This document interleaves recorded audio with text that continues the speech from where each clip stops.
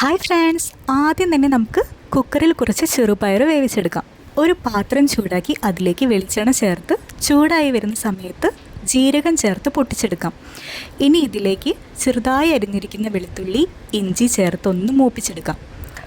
വട്ടത്തിൽ അരിഞ്ഞിരിക്കുന്ന കുറച്ച് പച്ചമുളക്, കറിവേപ്പില ഇത്രയും കൂടി ചേർത്ത് ഒരു വലിയ സവാള ചെറുതായി അരിഞ്ഞത് കൂടി ചേർത്ത് നന്നായി ഒന്ന് വഴറ്റിയെടുക്കാം. ഈ സവാളയിലേക്ക് ആവശ്യത്തിനുള്ള ഉപ്പ് കൂടി നമുക്ക് ചേർത്ത് കൊടുക്കാം.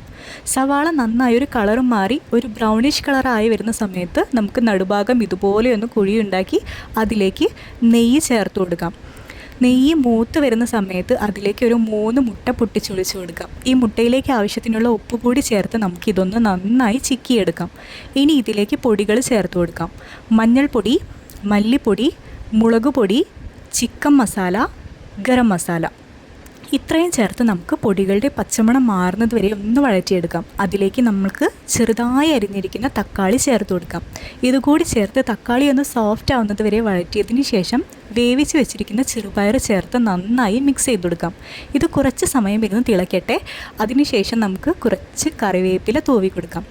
കൂടെ തന്നെ ചെറുതായി അരിഞ്ഞിരിക്കുന്ന മല്ലിച്ചപ്പ് കൂടി തൂവി അവസാനമായി നമുക്ക് 1-2 സ്പൂൺ നെയ്യ് ചേർത്ത് കൊടുക്കാം. ഈ നെയ്ക്ക് പകരം ബട്ടർ ആയാലും മതി.